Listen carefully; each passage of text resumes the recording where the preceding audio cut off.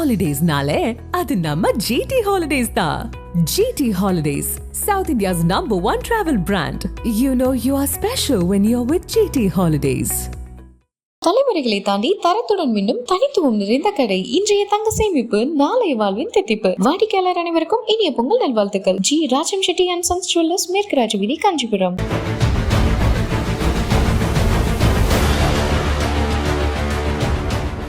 வணக்கம் நண்பர்களே, மின்னம்பலம் டிஜிட்டல் திண்ணைக்கு உங்களை வரவேற்கிறோம். நான் ராகவேந்திர ஆரா. இன்று ஜனவரி 26 தமிழ்நாட்டின் ஆளுநர் மாளிகை எப்படிப்பட்ட ஒரு அரசியல் மையமாக ஆகியிருக்கிறது என்பதற்கு உதாரணமாக சில சம்பவங்கள் நடந்திருக்கின்றன. இன்று இந்தியாவின் 75வது குடியரசு தின விழா. அதை ஒட்டி பல்வேறு நிகழ்ச்சிகளுக்கு இந்தியா முழுவதும் ஏற்பாடுகள் செய்யப்பட்டிருக்கின்றன. வழக்கமான நிகழ்ச்சியாக காலை ஆளுநர் கொடியேற்றி வைத்து தேசிய கொடிக்கு மரியாதை செலுத்துவார். அதன் பிறகு மாலை ஆளுநர் அவரது ஆளுநர் மாளிகையிலே தேநீர் விருந்து ஒன்றை ஏற்பாடு செய்து தமிழ்நாட்டின் அமைச்சரவை, அதாவது முதலமைச்சர் உள்ளிட்ட அமைச்சரவை மற்றும் அதிகாரிகள் மற்றும் நீதித்துறை விஐபிக்கள், இப்படி பல்வேறு அரசியல் கட்சி தலைவர்கள் என பல்வேறு தரப்பினருக்கும் விருந்தளிப்பார். அப்படிப்பட்ட விருந்து நிகழ்ச்சி இன்று ஆளுநர் மாளிகையிலே மாலை நடந்தது. இதை வைத்துதான் தமிழ்நாட்டின் அரசியல் பற்றிய விவாதங்களும் இப்போது அதிகமாகி கொண்டிருக்கின்றன. என்னன்னு கேட்டிங்கன்னா, வழக்கம் போல திமுகவின் கூட்டணி கட்சியினர், காங்கிரஸ் கட்சியாக இருக்கட்டும், விடுதலை சிறுத்தை கட்சி, மதிமுக, இந்திய கம்யூனிஸ்ட், மார்க்சிஸ்ட் கம்யூனிஸ்ட், மனிதநேய மக்கள் கட்சி, இப்படி திமுகவின் ஒவ்வொரு கூட்டணி கட்சியும் ஆளுநரின் தேநீர் விருந்தை புறக்கணிப்பதாக ஏற்கனவே அறிவித்து விட்டன. ஆனால் திமுக மட்டும் இதில் எந்த முடிவும் எடுக்காமல், அது பற்றி அறிவிக்காமலே இருந்தது. ஏனென்றால் திமுக அரசாங்கத்தில் இருப்பதால், ஆளுங்கட்சியாக இருப்பதால் ஆளுநரை அனுசரித்து செல்ல வேண்டும் என்பது உள்ளிட்ட சில நிர்வாக ரீதியான நிர்பந்தங்கள் காரணமாக இப்போ ஒரு முடிவு எடுக்காமல் அது இருந்தது. இந்த நிலையில்தான் இன்று மாலை ஆளுநர் மாளிகையில் நடந்த தேநீர் விருந்தில் 5 அமைச்சர்கள் கலந்து கொண்டிருக்கிறார்கள் தமிழ்நாடு அரசு சார்பிலே. அதாவது நிதியமைச்சர் தங்கம் தென்னரசு, சென்னையைச் சேர்ந்த அமைச்சர்கள் சேகர் பாபு, மா சுப்பிரமணியம், தாமோ அன்பரசன் மற்றும் சட்ட அமைச்சர் ரகுபதி ஆகிய 5 அமைச்சர்கள் இன்றைய தேநீர் விருந்திலே கலந்து கொண்டிருக்கிறார்கள். நேற்று இரவு வரை திமுகவும் ஆளுநர் அளிக்கப் போகிற விருந்திலே கலந்து கொள்ளாது என்ற நம்பிக்கையில்தான் கூட்டணி கட்சிகள் எல்லாம் இருந்தன.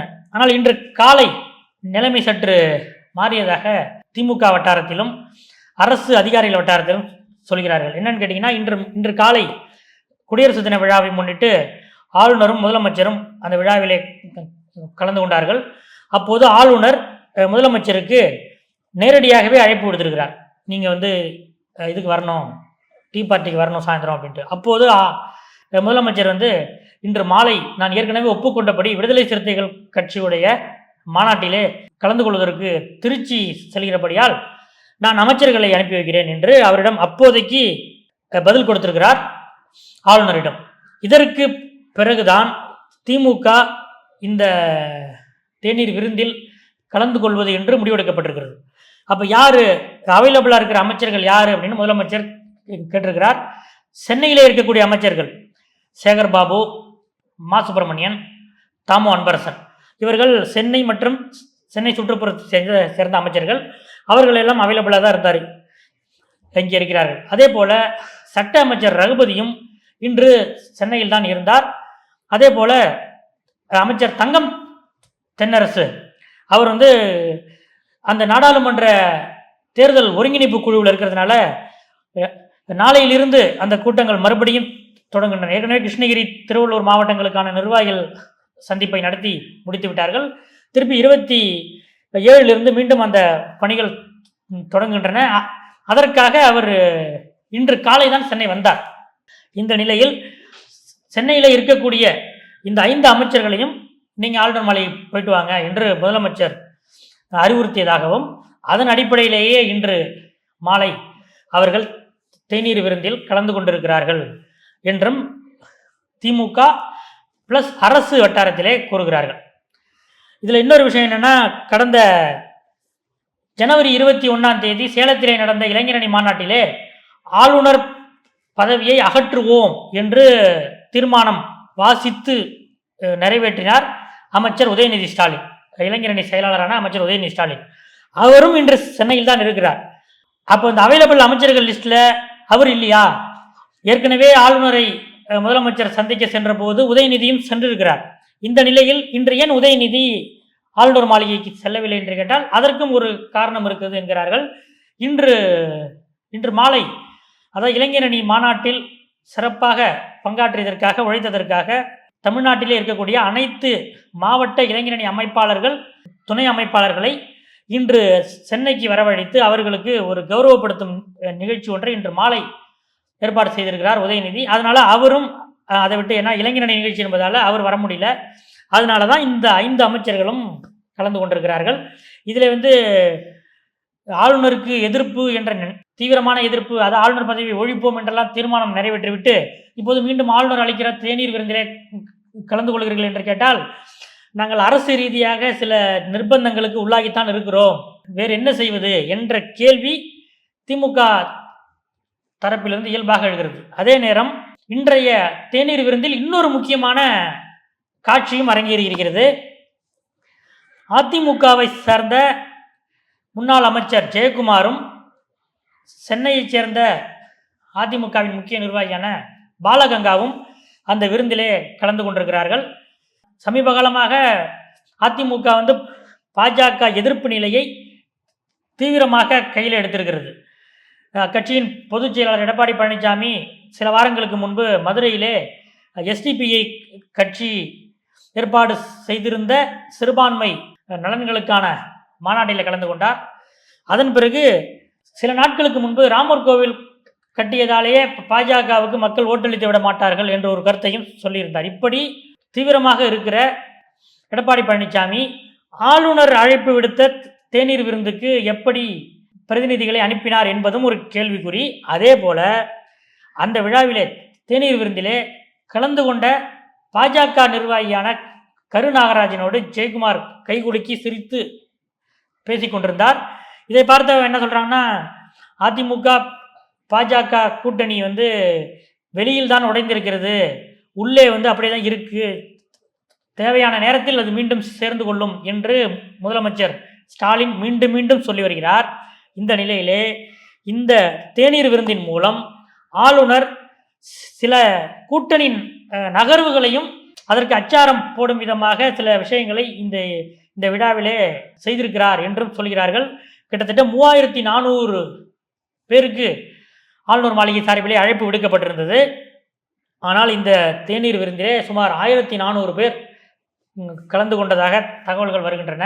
அதாவது ஆளுங்கட்சியான திமுக இந்த தேநீர் விருந்திலே கலந்து கொண்டது எப்படி என்ற ஒரு கேள்வி. இன்னொன்று, பாஜக எதிர்ப்பை தீவிரமாக கையில் எடுக்க தொடங்கியிருக்கிற அதிமுகவும் இந்த விருந்திலே கலந்து கொண்டது எப்படி, அதுவும் பாஜக நிர்வாகிகளோடு சிரித்து பேசிக் கொண்டிருந்தது எப்படி என்பதெல்லாம் இன்னொரு விஷயம். இதில் முக்கியமான இன்னொரு பரிமாணம் என்னன்னு கேட்டிங்கன்னா, நேற்று அதாவது ஜனவரி 25 சில திமுக எம்எல்ஏக்களுக்கு ஒரு ஃபோன் வந்திருக்கு. சென்னையைச் சேர்ந்த லேண்ட்லைன் நம்பர் அப்படின்னு தரைவழி தொலைபேசி எண்ணிலிருந்து ஒரு ஃபோன் வந்திருக்கிறது. இப்போ ஃபோன் எடுத்தோன்னே, வணக்கம் சார், நாங்கள் கவர்னர் மாளிகையிலேருந்து பேசுகிறோம், இதுபோல் குடியரசு தின விழாவுக்காக கவர்னர் தேநீர் விருந்து ஏற்பாடு பண்ணியிருக்காங்க, அதில் உங்களோட பிரசன்ஸ் ரொம்ப முக்கியம், உங்கள் வருகை முக்கியம், அதனால் நீங்கள் வரணும், உங்கள் வருகையை உறுதிப்படுத்திக்க தான் நாங்கள் ஃபோன் பண்ணுறோம், அதுக்கான அரேஞ்ச்மெண்ட்லாம் பண்ணோம் இல்லையா, அதுக்காக ஃபோன் பண்ணுறோம்னு சொன்னதை இவங்களுக்கு குழப்பம், திமுக எம்எல்ஏக்களுக்கு குழப்பம். இதுவரை வழக்கமாக ஆளுநர் மாளிகையிலேருந்து இப்படிலாம் ஃபோன் பண்ண மாட்டாங்களே, அந்த நிகழ்ச்சிக்கான அழைப்புதழ் அஞ்சல் மூலமாக ஒவ்வொரு சட்டமன்ற உறுப்பினருக்கும் சேர்ந்துவிடும். அப்போ அங்கே செல்வதும் செல்லாததும் அவரவர் விருப்பம். இந்த நிலையில் இப்படி ஒரு ஃபோன் அழைப்பு வந்தவுடனே இவங்களுக்கு புரியல, இன்னும் ஆளுநர் மாளிகையிலேருந்து தான் பேசுகிறாங்களா, இல்லை நம்ம கட்சியிலேருந்தே ஏதாச்சும் பேசி நம்மளை செக் பண்ணுறாங்களா அப்படின்ற ஒரு டைலாமோல நாங்கள் தலைமையிட்ட கேட்டு சொல்கிறோம் அப்படின்னு சொல்லிட்டு ஃபோனை வச்சிடுறாங்க. இதே போல் கணிசமான திமுக எம்எல்ஏக்களுக்கு இந்த தொலைபேசி அழைப்பு வந்திருக்கிறது. நேற்று முதலே அவர்கள் திமுக எம்எல்ஏக்கள் தங்களுக்குள்ளே உங்களுக்கு ஃபோன் வந்துச்சா என்றுதான் விசாரித்து கொண்டிருக்கிறார்கள். இது பற்றி நாம் விசாரித்த போது சென்னையைச் சேர்ந்த ஒரு சில திமுக எம்எல்ஏக்களிடம் விசாரித்தோம். எங்களுக்கு அஞ்சல் வழி அந்த அழைப்புதல் வந்ததை தவிர தொலைபேசி அழைப்பு வரவில்லை என்று சொன்னார்கள். வட மாவட்டத்தைச் சேர்ந்த சில திமுக எம்எல்ஏக்களிடம் பேசினோம். அவர்களில் சிலர் எங்களுக்கு இந்த அழைப்பு வந்தது, தொலைபேசி அழைப்பு வந்தது அப்படின்னாங்க. வட மாவட்டத்தைச் சேர்ந்த இன்னொரு எம்எல்ஏ சொல்லும்போது, எனக்கு சுதந்திர தின விழாவில் தண்ணீர் ஏற்பாடு பண்ணியிருந்தாங்கல்ல, அதுக்கு எனக்கு இதே போல் தொலைபேசி அழைப்பு வந்தது, ஆனால் இப்போ வரல அப்படின்றாங்க. இதிலிருந்து என்ன தெரிகிறது என்றால், தேர்ந்தெடுக்கப்பட்ட சில திமுக எம்எல்ஏக்களுக்கு ஆளுநர் மாளிகையில் இருந்து தொலைபேசி அழைப்பு சென்றிருக்கிறது என்பது தெரிகிறது. அவர்கள் எந்த அடிப்படையில் அந்த சட்டமன்ற உறுப்பினர்களை தேர்ந்தெடுத்து அழைத்தார்கள் என்பது தெரியவில்லை. ஒருவேளை நேரம் போதவில்லை, இல்லை கடைசி நேரத்தில் முடிவெடுத்து அழைத்ததனால் சிலரை மட்டும் அழைத்தார்களா, சிலரை விட்டு விட்டார்களா, அல்லது இன்னாரை அழைக்கலாம் இன்னாரை அழைக்க வேண்டாம் என்று செலக்ட் பண்ணி அழைத்தார்களா என்ற ஒரு குழப்பமும் திமுக எம்எல்ஏக்கள் மத்தியிலே ஓடிக்கொண்டிருக்கிறது. இதுதான் இன்றைய அரசியல் அப்டேட். இன்னொரு முக்கியமான விஷயம், இன்று ஜனவரி 26ஆம் தேதி திருச்சியிலே விடுதலை சிறுத்தைகள் கட்சி சார்பிலே வெல்லட்டும் ஜனநாயகம் என்ற மாநாடு இன்று நடைபெறுகிறது. இந்த மாநாட்டிலே முதலமைச்சர் ஸ்டாலின் கலந்து கொண்டு பேசும்போது ஒரு முக்கியமான விஷயத்தை தெரிவித்திருக்கிறார். அதாவது, பெரியாரையும் அம்பேத்கரையும் எப்படி பிரிக்க முடியாதோ அப்படித்தான் திராவிட முன்னேற்ற கழகத்தையும் விடுதலை சிறுத்தைகளையும் பிரிக்க முடியாது என்று முதலமைச்சர் ஸ்டாலின் அந்த லட்சோப பேர் திரண்டிருந்த அந்த கூட்டத்தில் பேச, விடுதலை சிறுத்தைகள் கட்சி தலைவர் திருமாவளவன் மேடையில் இருந்தவாறே அதை கைதட்டி வரவேற்றிருக்கிறார். இதிலிருந்து என்ன ஒரு மெசேஜ் இன்னைக்கு திமுக சொல்லியிருக்காங்கன்னா, இதுவரைக்கும் கடந்த சில வாரங்களாக ஒருவேளை பாட்டாளி மக்கள் கட்சி திமுக கூட்டணிக்குள் வந்து விடுமோ, அப்படி வந்து விட்டால் விடுதலை சிறுத்தைகள் கட்சி என்னாகும் என்ற ஒரு கேள்வி அரசியல் அரங்கிலே ஓடிக்கொண்டிருந்தது. சில வாரங்களுக்கு முன்பு தலைமை செயலகத்திலே பாமக நிறுவனர் டாக்டர் ராமதாஸ் முதலமைச்சரை சென்று சந்தித்தார். 10.5% அந்த இடஒதுக்கீட்டுக்காக அவர் முதல்வரை சந்தித்து தன்னுடைய கோரிக்கைகளை வலியுறுத்தினார். அது பற்றி தன்னிடம் ஒரு சம்பிரதாயத்துக்கு கூட திமுக தரப்பில் யாரும் சொல்லலை அப்படின்று ஒரு வருத்தம் விடுதலை சிறுத்தைகள் வட்டாரத்தில் இருந்தது. இன்று அப்படி ஒரு எந்த இதுவும் இல்லை. ஒரு அதாவது கூட்டணி பேச்சுவார்த்தைகள் தொடங்க இருக்கிற நிலையிலே எப்படி பெரியாரையும் அம்பேத்கரையும் பிரிக்க முடியாதோ அதே போல திமுகவையும் விடுதலை சிறுத்தைகளையும் பிரிக்க முடியாது என்று திமுக தலைவரே சொல்லியிருப்பதன் மூலம் திமுக கூட்டணியில் பெரிய அளவு மாற்றம் இருக்காது என்ற ஒரு மெசேஜை இன்று திருச்சியிலிருந்து ஸ்டாலின் சொல்லியிருக்கிறார் என்றுதான் நாம் கருத வேண்டியிருக்கிறது. இதுதான் இன்றைய அரசியல் அப்டேட். அடுத்தடுத்த அரசியல் அப்டேட்டுகளை அறிய தொடர்ந்து காத்திருப்போம். நன்றி. ஹாலிடேஸ்னாலே அது நம்ம GT Holidays தான். GT Holidays, South India's #1 travel brand. You know you are special when you're with GT Holidays. மின்னம்பலம்.com, தமிழின் முதல் மொபைல் பத்திரிகை.